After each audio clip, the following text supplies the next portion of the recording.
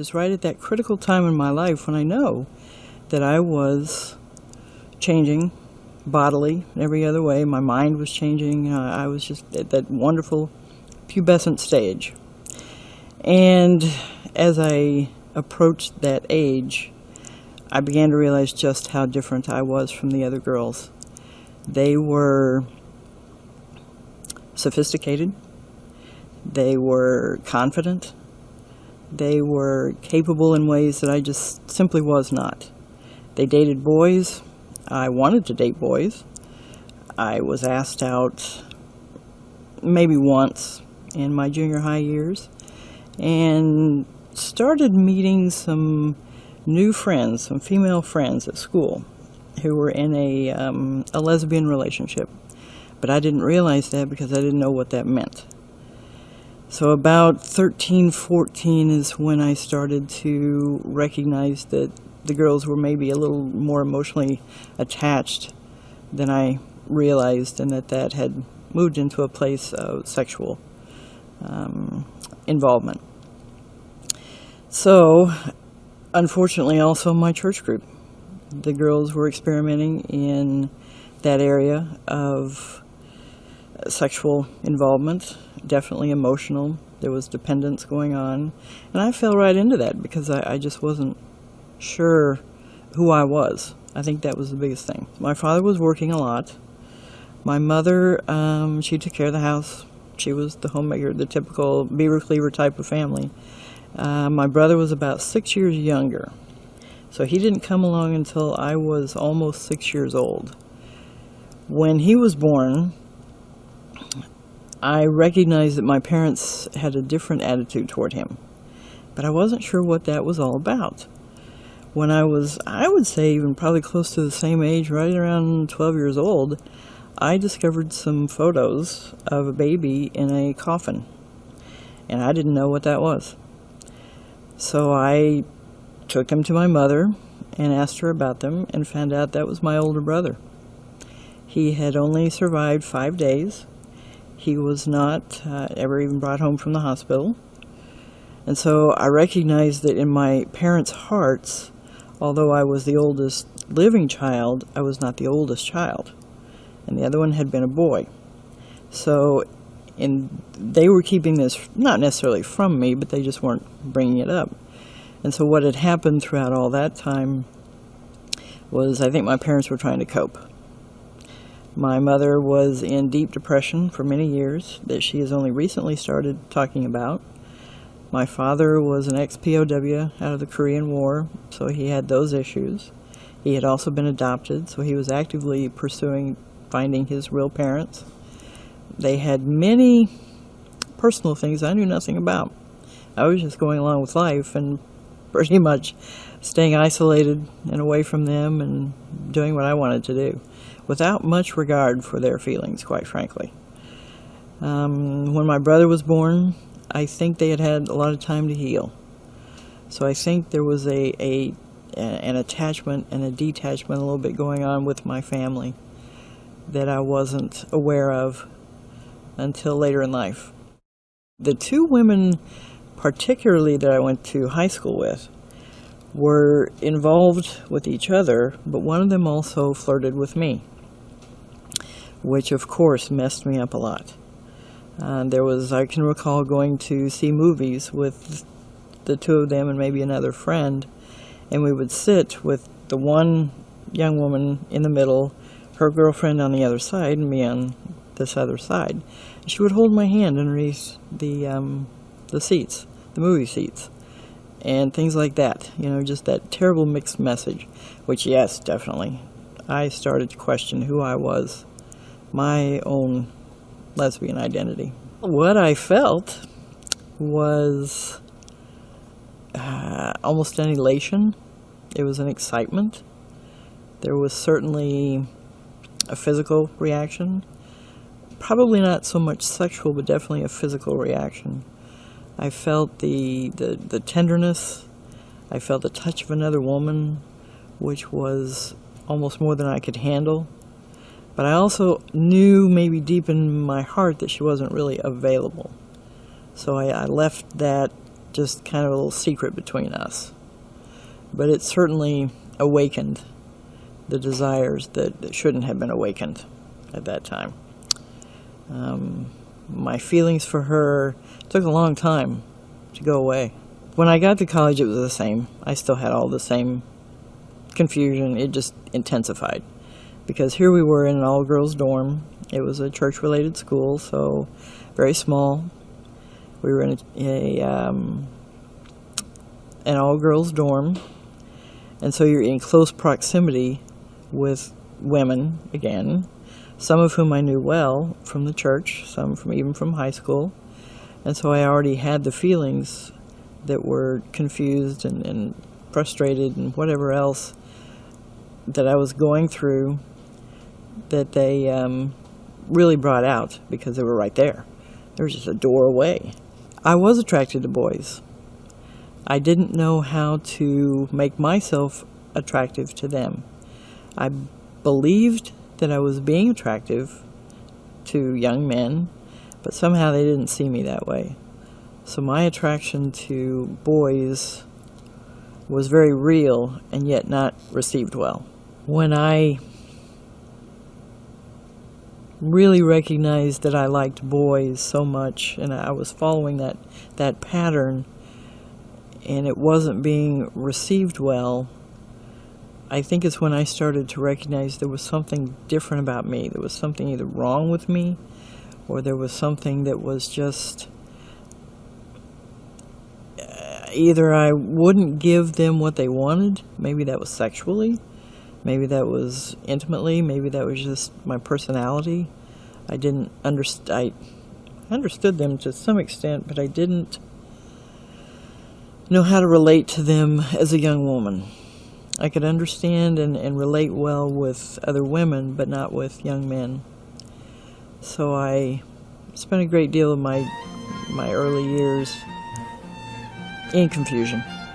Your passion beats for Christ alone. Your passion. Well, I got through college. I survived that and took my first job.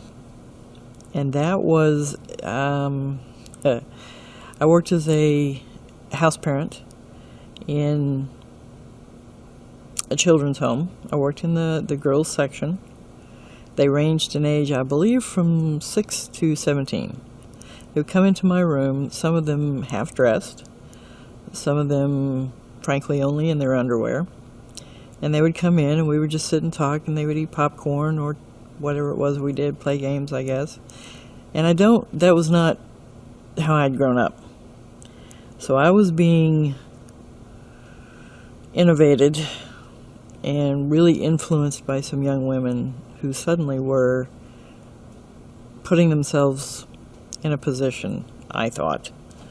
Maybe they were just being themselves, but for me it was a terrible place to put me. I eventually got involved with one of the young women there who was not necessarily one of the ones who was flaunting her body, but just one of the young women. That led to a relationship that started in November of 1978, and after that I was convicted, I think. I didn't quite know what to do with all that. It was too much. And it was too wrong. It felt too wrong. And at some point I confessed, and the next day I was let go. Unfortunately, that didn't end that relationship. And that continued. We did some felonious things. I ended up taking her across state lines. She was a ward of the state. I took her across state lines, and thanks to my parents and to a few forgiving people, I suppose, I was not taken to jail immediately. In fact, I never spent a day in jail over that or anything else. So that ended, I suppose, well, if you would call well, being with her. But I don't know if that's what I would call well. I got what I wanted.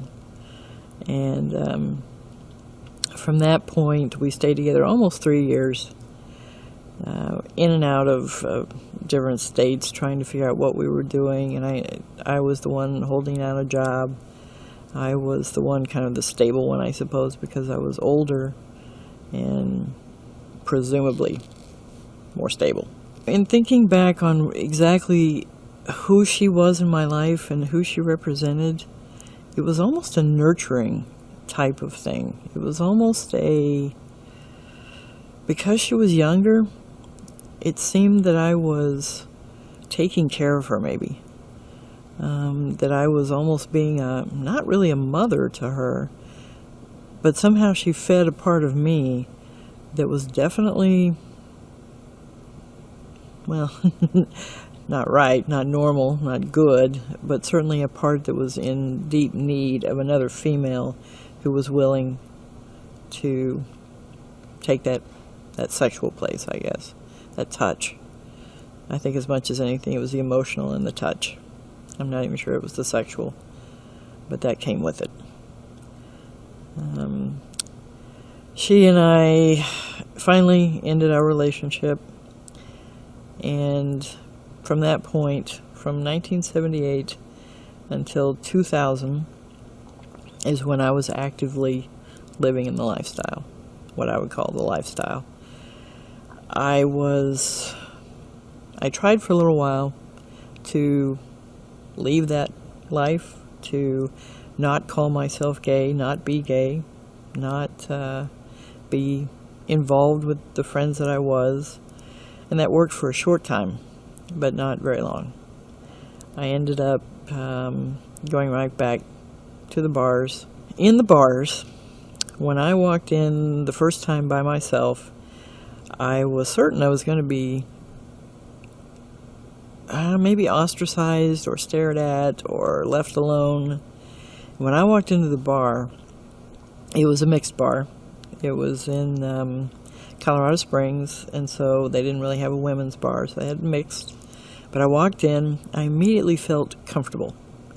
I immediately felt that even though walking in this very dark atmosphere, that I had gone home, that I was where I was supposed to be. And so I sought out the women who were there. It happened to be a night that there were some women there. They had just been playing softball, and so they were in the back drinking, and I walked back there, and they invited me into their group. It wasn't at all what I expected. It was not an ostracizing type of situation. It was a very inviting, very welcoming. There was always something going on. There was always a party. There was always a gathering. You could call up someone. Once I really got into the community and got to know people, you were never lacking for friends, people to gather with, and I think everyone was just lonely. It took a lot of years for me to finally get really fed up. I was in many failed relationships. I was in one-night stands. I was in 3.5-year relationships. I continued to look for the perfect woman, the woman who would satisfy all of my needs, because, of course, that's what a relationship was. I didn't understand that a relationship was supposed to be give and take, and it wasn't supposed to be the same sex. In April of 2000, I reached a point of utter despair. And it got to the point of, okay, if this is the best you have for me, Lord, I'm done. I want to end my life. Something has to change. Something drastic has to happen. I got so desperate that I went to a little group of books that sat on one of my bookshelves, the few remaining surviving Christian books, and I pulled out a little book and I started reading. I went to bed and started reading. And as I read that book, it was a book by Billy Graham, and it was entitled The Secret of Happiness. And it, scoffingly, I said, you don't know what that can be. How can you possibly know? You haven't lived my life. You've had this perfect, wonderful life. And so I started reading that book, and within minutes, I could not have gotten very far into that book. I knew that the gospel was true. I knew that everything I had staked my life on before that simply was not true. And I was on my knees next to the bed, sobbing, Just telling the Lord, I'm so sorry. I don't even know what I've done. I don't know how to get to you. This relationship seems so far away. And I read some more probably in the book, but I just prayed and talked to him and recognized that my life had changed. Pure passion that beats for Christ alone. Pure passion. Well, God's answer was to say to me, I love you. And then he said, you don't have to be gay. And I thought, well, that didn't come from me, because I sure didn't agree with that. I sure didn't believe that. And I just stopped in my tracks and I said, okay, what does that mean? And what do I do with that? You're in my life, I know, but everything's coming apart. And he was just so gentle. He was so caring and so kind. He didn't preface it with, oh, you disgusting little creature. I can't believe where you've been and what you've done. What he said was, I love you. And then when he said, you don't have to be gay, I felt like 100 pounds of weight had come off of me. It was the answer I didn't know that I was looking for.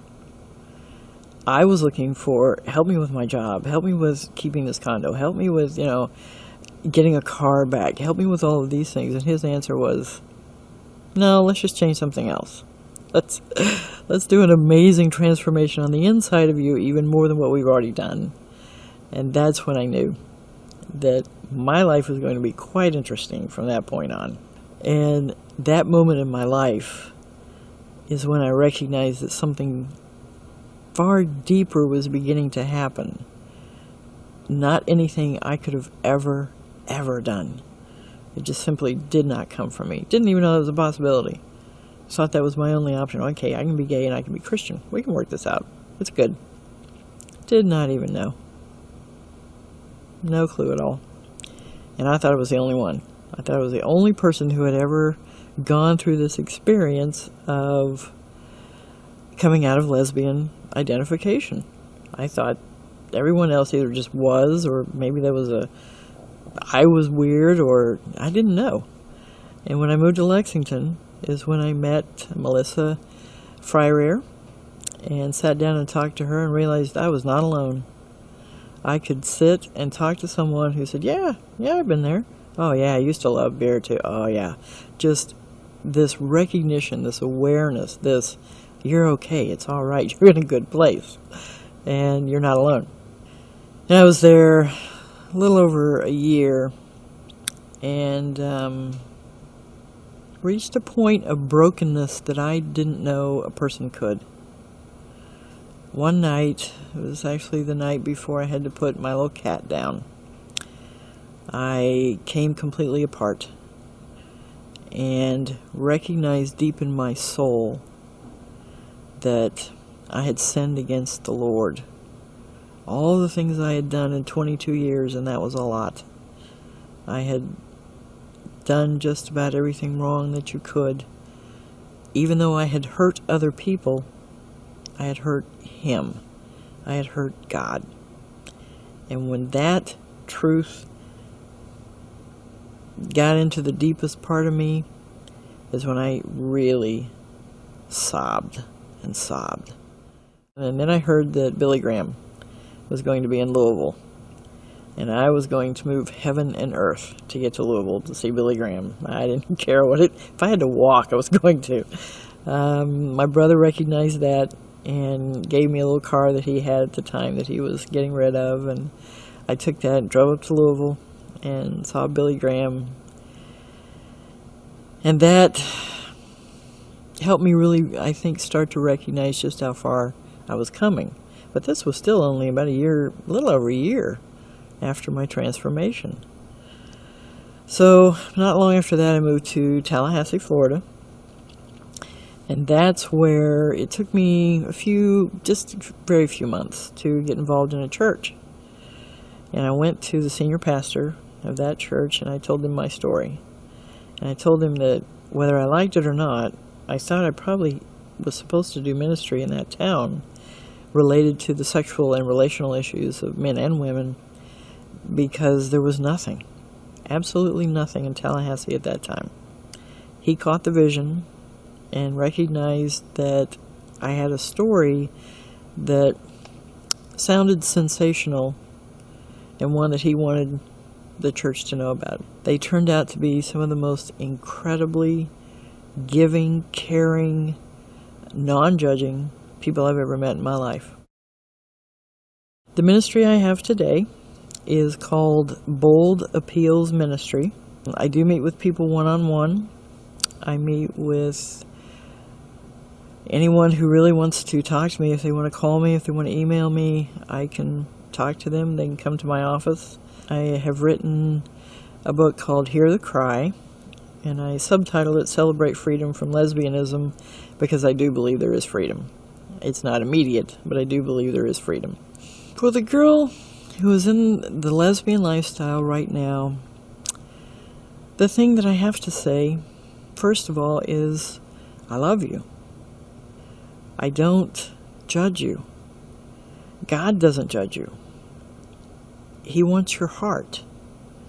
He wants to know that you want His heart, that you want that relationship. The woman struggling right now, or even not struggling, in a lesbian lifestyle, has to feel some conviction, some right and wrong, especially if relationships are ending, especially if relationships are tough, especially if it just doesn't seem to quite work. That, I would say, is the first thing that I recognize. My hope didn't come from within the lifestyle. My hope came from a source that was far beyond the lifestyle. My source, of course, is Jesus Christ. And absolutely, when they meet Jesus Christ, He meets them right where they are, but He doesn't leave them there. And that was one of the coolest things I learned.